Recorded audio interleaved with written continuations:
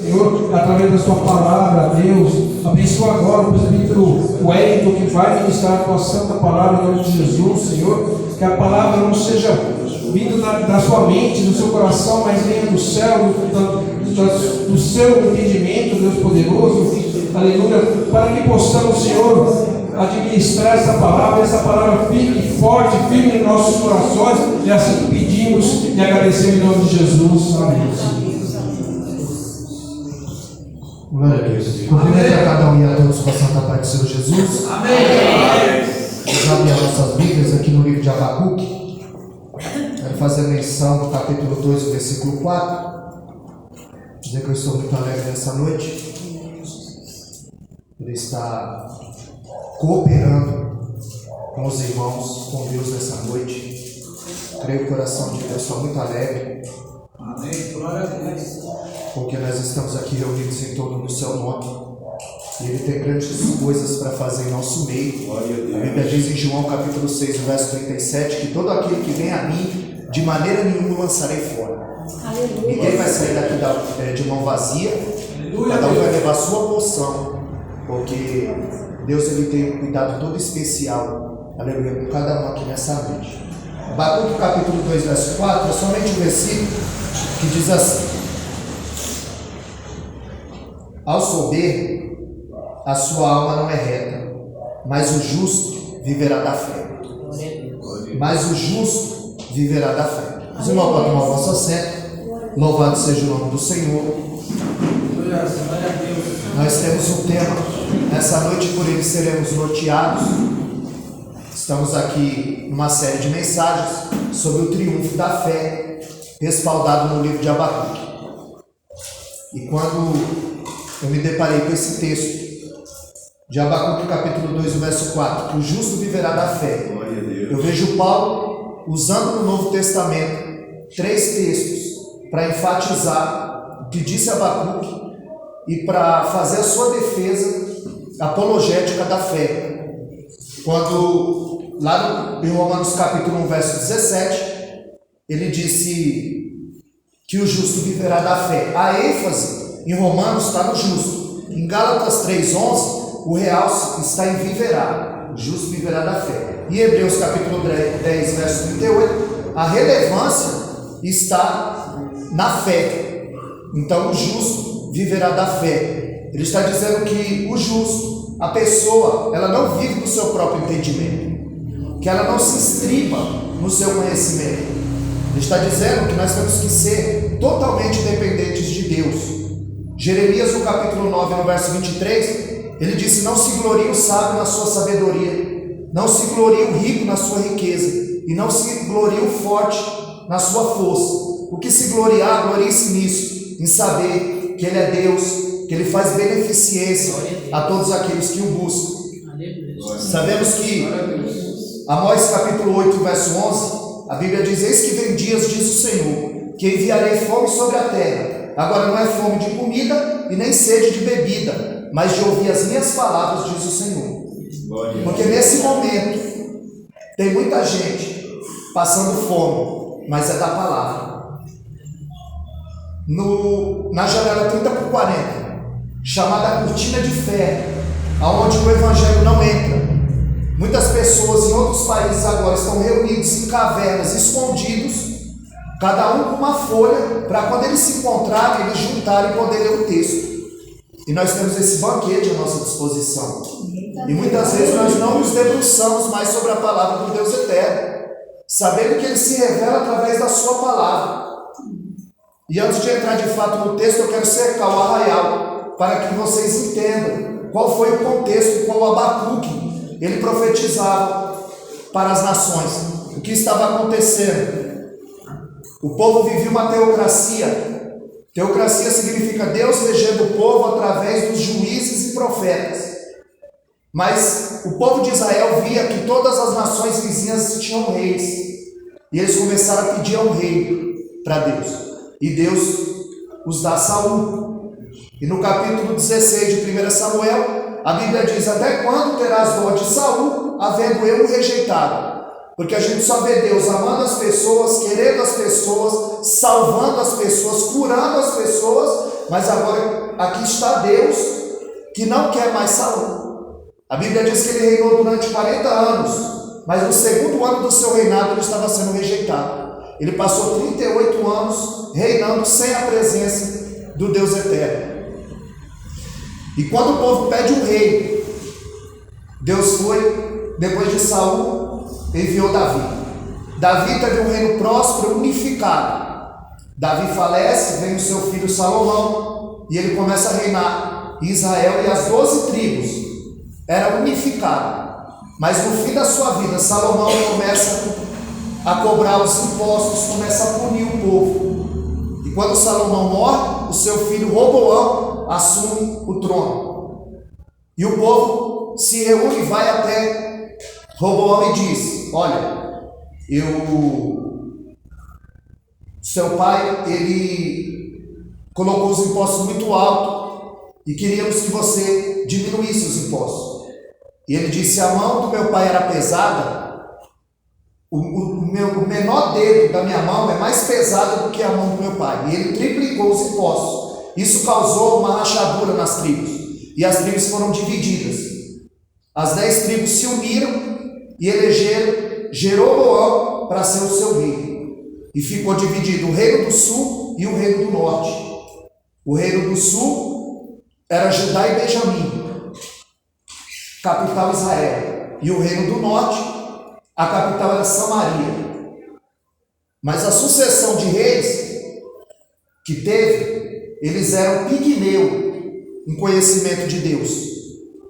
Eles se estribavam no seu braço, eles estribavam na sua força. E ali, Abacuque, vendo tudo o que estava acontecendo, e ele era contemporâneo de Jeremias e de Oséias. Os três estavam vivendo o mesmo âmbito espiritual, eles estavam vivendo as mesmas coisas, tendo os mesmos problemas, profetizando sobre a mesma nação. Jeremias ele foi designado a pregar para o reino do norte e Oséias para o reino do sul. Eles estavam sempre alertando a nação, porque a nação ela estava em desobediência a Deus. E quando eu li esse texto referente a Judá e Benjamim, e não sabia que o filho do Ricardo chamava Benjamim, e rápido Deus falou comigo ali que quando Raquel morreu, o texto diz que Jacó chegou e eles disseram: olha, Raquel morreu, mas ela disse que o nome do menino ia ser Benoni, e Benoni significa filho da minha dor. E Jacó disse: não, o nome do menino não vai ser Benoni, o nome do menino vai ser Benjamim, filho da minha mão direita. Então, se nós pensarmos rapidamente, o homem que mais sofreu nessa terra atende por nome de Jesus. Ele foi o Benoni de Deus, ele foi o filho da dor de Deus. Ele sofreu por mim e por você. Ele foi cuspido, assolapado, ele foi chicoteado, ele foi crucificado, ele morreu numa cruz por mim e por você. Ele foi o filho que causou muita dor em Deus. Mas quando ele morreu e ressuscitou, a Bíblia diz que ele se assentou à direita de Deus. E Benjamim significa o filho da minha mão direita. Então, quando nós vemos em Hebreus 12:2, a Bíblia diz: olhando para Jesus, autor e consumador da fé, que pelo gozo que lhe estava proposto, suportou a afronta, desprezou a cruz e se assentou à direita de Deus. Em Marcos 16:20, a Bíblia diz que depois de Jesus ter falado, ele se assentou à direita de Deus. Então, o Benoni, que era o filho da dor, se transformou no Benjamim, o filho da minha mão direita. Então, se você conhece alguém, se você tem um parente, não joga ele fora não. Ora por ele, porque esse Benoni vai virar um Benjamim. Aquele que hoje a sociedade não vale nada, amanhã ele vai te dar muita alegria. Porque muitos olharam para mim e disseram: cadeia ou cemitério? E aqui estou. Lavado e remido no sangue do Cordeiro. Porque o Senhor me chamou, como chamou a cada um aqui nessa hora. Você não veio aqui porque você não. O Espírito Santo o incomodou para que você viesse, para você ouvir a santa e inerrante palavra dele, porque ele me trouxe para tratar com você nessa noite. para falar o seu coração e no âmago da sua alma, no recôndito, no mais profundo. Candaragaçúbia. Glória a Deus. Porque todo mundo aqui tem um vazio dentro do peito do tamanho de Deus. E é só Deus que preenche. A tua mulher não preenche, o marido, o filho, o dinheiro, nada preenche. Glória a Deus. Só Deus preenche o vazio da alma do ser humano. Glória a Deus. Glória a Jesus. As duas tribos agora estão divididas. Para não pegar um copo de água para mim, por favor. Deus abençoe. As 12 tribos de Israel agora estavam divididas. Reino do norte e reino do sul. Porque o povo havia tirado os olhos e a confiança de Deus. E estava em total desobediência. Mergulhada no oceano de idolatria e ambição. O povo estava desembocando em um mar de podridão, a qual a nação agora estava submersa. E ela estava emparedada pelo Senhor. Ela estava percebendo que de fato o seu mundo ia ruir. E de fato, o mundo estava ruindo para a nação de Israel. 10 tribos no norte, 2 tribos no sul. Abacuque ele vai escrever e profetizar para os remanescentes piedosos da nação. Os remanescentes, os que sobraram, os que ainda adoravam a Deus, os que ainda liam a palavra, os que ainda davam crédito à palavra do Deus eterno. Glória a Deus. Aleluia. A nação, ela vai enfrentar o chicote de Deus, a punição por causa da sua desobediência. Abacuque sabia que a nação era pecaminosa e o juízo de Deus estava a caminho. O juízo era iminente. O juízo viria. E Deus iria usar os babilônios, os caldeus, como chicote para castigar aquele povo. Porque o povo se esquecera de Deus. O povo estava vivendo como se Deus não existisse. Acordava, seus afazeres, e dormia. Quem vive assim é um animal irracional. Nós devemos orar ao Senhor. Nós devemos conversar com Deus eterno, aquele que nos deu o fôlego da vida. Por isso que Deus te trouxe aqui hoje, porque Ele vai se revelar através da palavra dele quem Ele é, e porque até hoje Ele te guardou. E quantos livramentos, hein? Os que nós sabemos e os que nós não sabemos. Quantas vezes Deus quebrou o laço? Glória a Deus. Aleluia, Jesus. Aleluia. Glória a Deus. Ele estava profetizando no mesmo tempo de Oséias e Jeremias. E ele ia usar 2 metáforas.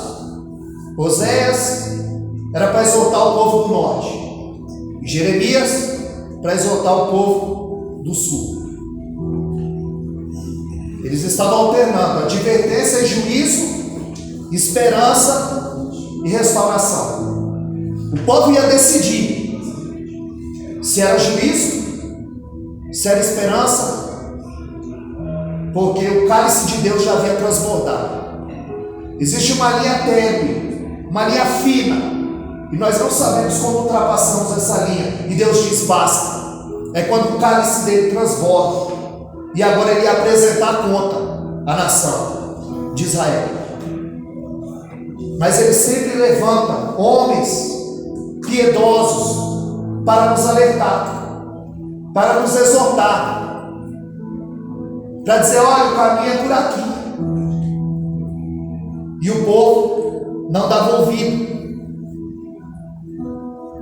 Quantas vezes Deus usou pessoas para falar conosco sobre Deus, sobre o caminho, sobre a palavra. E a Bíblia diz em Hebreus capítulo 3, o verso 8: quando ouvires a voz do Espírito Santo, não endureçais o vosso coração. Aleluia! Glória a Deus. Porque Hebreus 4,12 diz que essa palavra não é a palavra do pregador, é a palavra dele. Ele não tem compromisso com a minha palavra, ele tem compromisso com a palavra dele. Lutero dizia que Deus ele governa a igreja do culto. Não é função do pregador encher a igreja, é função do pregador encher o culto com a verdade. Hebreus 4:12 diz que a palavra de Deus é viva e eficaz. Ela é mais penetrante que espada alguma de 2 gumes. Ela é apta para dividir a alma do espírito e a junta da medula. Glórias a Deus. E ela discerne as intenções do coração. Essa palavra chega onde o bisturi do médico não chega. Onde eu e você não vamos, essa palavra vai. Ela chega no íntimo. Ela entra cortando para os dois lados. Tanto para salvar como para condenar. E Deus vai usar Jeremias, ele diz, Jeremias, lá no capítulo 13, o cinto de linho, ele diz, Jeremias, pega o teu cinto, sabe onde é o rio Eufrates? Vai lá e enterra esse cinto. O cinto, no tempo do profeta, não era só um acessório para segurar as calças. Quanto mais adornado era o cinto, quanto mais enfeitado era o cinto, mais honra tinha o profeta. Jeremias, pega o teu cinto, vai e enterra no rio Eufrates. Passados alguns dias, Deus chama Jeremias novamente e diz, volta para o Eufrates e desenterra o cinto. E quando Jeremias desenterrou o cinto, aquele cinto estava apodrecido e para nada servia. E Deus disse, Jeremias, se eu sou Deus, onde está minha honra? Assim como esse cinto apodrecido, assim está a minha relação com esse povo de Israel. Com esse povo que pensa que eu não existo. Esse povo que pensa que eu não estou vendo. Paulo, em Romanos capítulo 2, verso 16, a Bíblia diz que chegará um dia em que Deus vai julgar todo o segredo de todos, segundo o evangelho dele. Que todas as coisas estão nuas e patentes diante dos olhos daquele a quem nós temos que tratar. Você pode esconder de todos, irmão, mas de Deus ninguém esconde. Porque Ele nos sonda e nos conhece.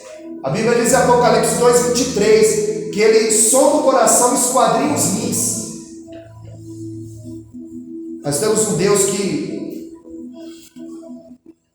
está no controle, aleluia, de todas as coisas. E Ele estava dizendo, a minha relação está desse jeito com esse povo. Depois chamou Oséias, você precisa casar. Você vai até o prostíbulo e casa com a pior meretriz que tem lá. Mas por que, Senhor? Porque tu é profeta. E profeta tem que viver o que prega. Profeta tem que sentir o que o outro está sentindo. Tem que ter compaixão. Tem que se colocar no lugar do outro. Tem que sentir a dor do outro. E tem que se alegrar com a alegria do outro. Por isso o texto diz em Romanos 12:15, chorai com os que choram e se alegrai com os que se alegram.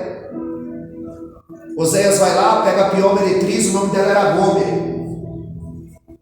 E Deus disse, olha, casa com ela, tenha filhos com ela, de dia você anda de mão dada com ela e os seus supostos filhos atrás. Mas à noite não impeça ela de se deitar com esses homens da cidade. Por que, Senhor? Porque tu é profeta, e profeta tem que pregar o que vive. Porque quando você for falar com esse povo sobre infidelidade, você vai estar vivendo na pele. Porque esse povo anda de mão dada comigo de dia, mas à noite se deita com Baal, Astarode e Azerá. Há dias eu preguei sobre Sansão e era isso.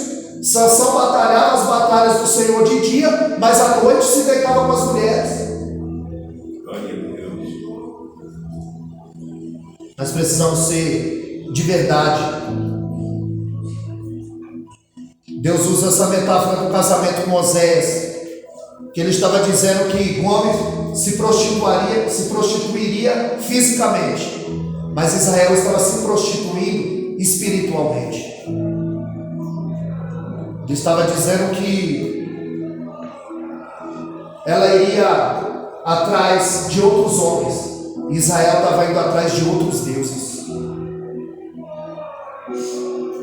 Há só um Deus, há só um mediador entre Deus e o homem, Jesus Cristo justo. Glória a Deus. Abacuque Ele começa dizendo: até quando clamarei eu e o Senhor não me ouvirá? Será que nós nunca dissemos essa frase a Deus? Ele começa o seu livro: Jeremias no sul, Oséias no norte, Abacuque profetiza para os remanescentes, os que sobraram, os piedosos. E começa dizendo no capítulo 1 e no verso 1: até quando clamarei eu e o Senhor não me ouvirá?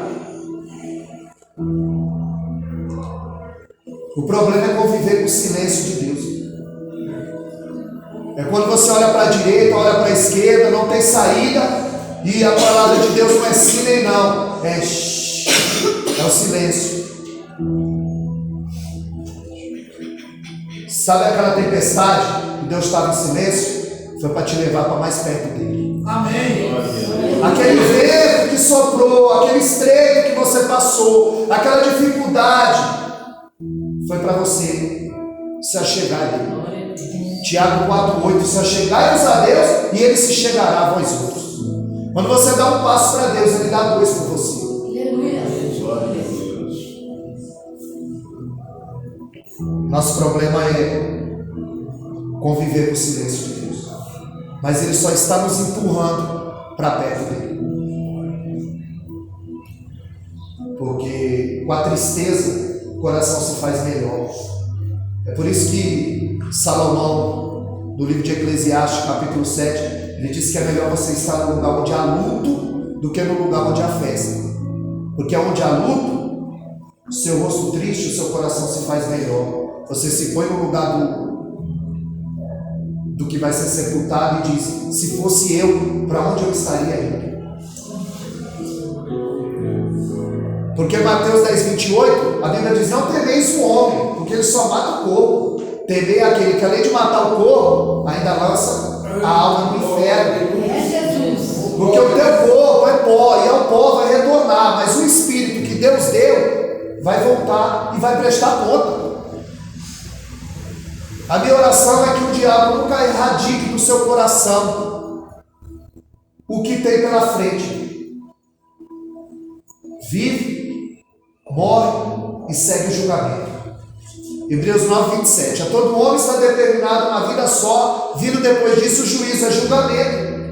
E quando nós chegamos lá, não é aonde eu estou, o que eu estou fazendo aqui, quem sou eu, não, é consciente. É consciente. A escolha você decide aqui. Qual é o caminho que você quer trilhar, irmão? Só tem duas opções. E ele é tão bom que ele ainda dá dica. Deuteronômio 30:19. Ele faz: hoje eu tomo a lua e o sol por testemunha, e ponho diante de ti a bênção e a maldição, a morte e a vida.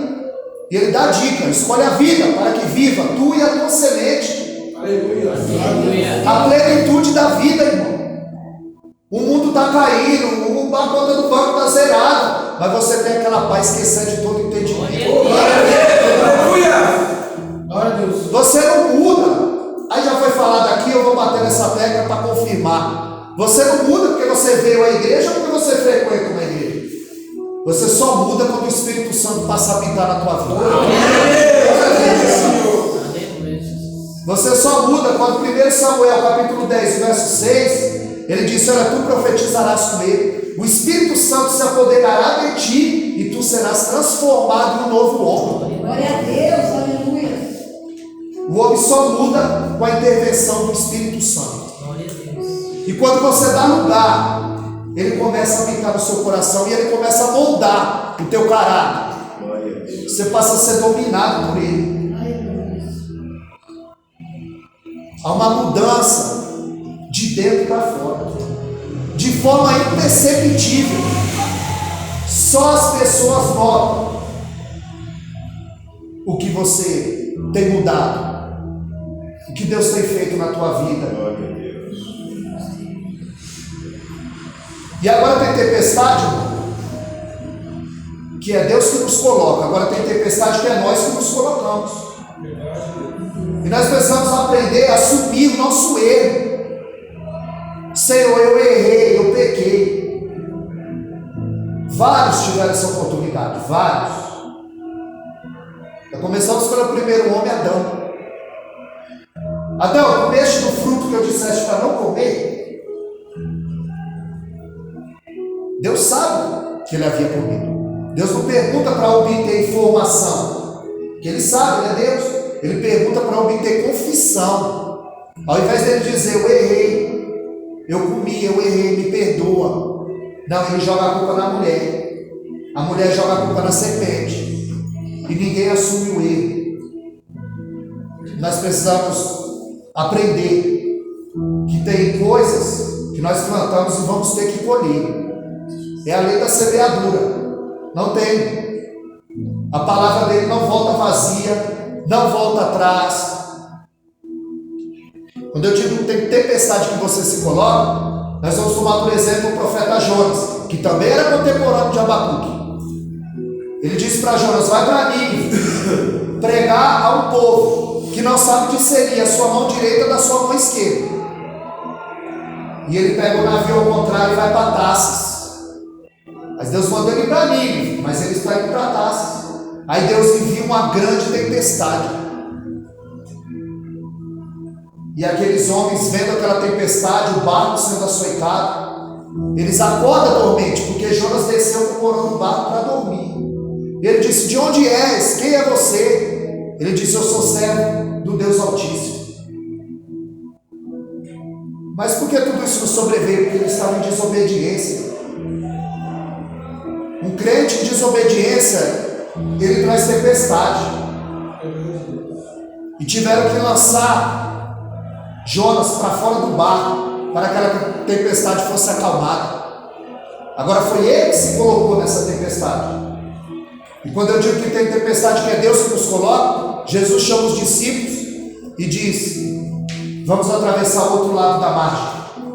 A Bíblia diz que Jesus dormia na ponta do barco.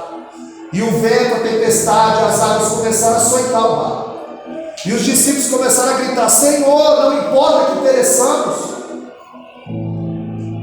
O Senhor acorda e diz, cala-te vento e acalma-te tempestade. Glória a Deus. O que acordou Jesus? Não foi a tempestade, não foi o vento, as ondas. O que acordou Jesus foram os gritos dos discípulos. Essa tempestade, ela não pode tirar o teu sono. Esse vento, as intempéries que tem soprado sobre a sua vida, não pode tirar o teu sono. Porque o sustentáculo maior se chama Cristo. Aleluia. Precisamos estar firmados nele. Glória a Deus. Porque ele é, e fora dele não há outro. É Jesus, aleluia. E aquela nação havia se colocado em meio à tempestade, porque ela adorava outros deuses, ela não prestava mais culto a Deus, ela não obedecia aos preceitos do Senhor, e o cálice de Deus já havia transbordado. E Deus ia usar aquela nação pagã para subjugar a nação de Israel. Aí Abacuque passa a questionar Deus. No capítulo 1, ele questiona Deus. Por que que o ímpio prospera, sobressai? E por que que o justo sofre? No capítulo 1 ele questiona. No capítulo 2 ele mostra a sua fé inabalável. E no capítulo 3 ele manifesta a vontade de um avivamento. O povo estava sofrendo e Abacuque estava contemplando o sofrimento do povo. E ele estava imaginando, por que que o ímpio prospera? Por que Deus vai usar uma nação pagã, ímpia, idólatra, para punir o povo dele? Porque lá no Salmo 11, o verso 7, a Bíblia diz que Deus ele é justo e ama a justiça. E qual é a maior evidência que nós estamos cheios do Espírito Santo? Não é pular, não é gritar, não é girar, não é cantar, não é falar em língua. É quando eu tenho uma oportunidade para pecar e não tenho. É quando eu posso passar alguém para trás e não passo. É quando eu posso adulterar e não adultero. É quando eu posso mentir e não minto. É quando eu posso trair e não traio. Porque eu estou cheio do Espírito Santo. Quanto mais cheio você está, mais domínio próprio você tem. É, Deus fiel, aleluia. Aí você não precisa precisa de droga, você não precisa de álcool, você não precisa, porque a alegria do Senhor preenche a tua alma. Glória a Deus. Aleluia. E Abacuque tem a mesma sensação do levita, do cantor mó Asaf. No Salmo 73 ele também questionava a Deus: por que o ímpio prospera? Por que o ímpio tem dinheiro? Mas quando Deus abriu a visão dele e de Abacuque, e eles viram qual é o fim do ímpio, o que comete a impiedade, o que não conhece a Deus, então eles começaram a se alegrar no Senhor. E o Salmo 73, o verso 28, Asaf diz: bom para mim é aproximar-se de Deus. Irmão, bom para você é se aproximar de Deus. E Deus te chamou para se aproximar de você. Você não veio aqui em vão. Você não veio aqui porque ninguém te convidou, não. Entenda, foi o Espírito Santo que te trouxe. Charles Spurgeon dizia que é mais fácil um leão virar vegetariano do que uma pessoa ir à igreja, se converter sem a intervenção do Espírito Santo. Que Deus ele trabalha de forma imperceptível, irmão, no oculto. É Ele que coloca o desejo no seu coração de vir, de voltar, de orar, de ler Bíblia. Isso é evidência que você está com o Espírito Santo na sua vida. Não tem sinal melhor. O desejo de vir à igreja, o desejo de aprender a Bíblia, o desejo de conhecê-lo. E quando eles viram qual era o fim do ímpio, no Salmo 9,17, a Bíblia diz que os ímpios serão lançados no inferno, e toda nação que se esquece de Deus. A Bíblia diz em Provérbios 16,4 que Deus fez todas as coisas para o seu fim, e o ímpio para o dia do mal. Em Provérbios 15,24, a Bíblia diz que o caminho do justo é para cima, para que se desvie do inferno que está embaixo. Porque o inferno não é falácia, não é utopia, não é devaneio, não é mentira. O inferno é verdade. E está reservado para o demônio e seus anjos, e todos aqueles que se esquecem de Deus.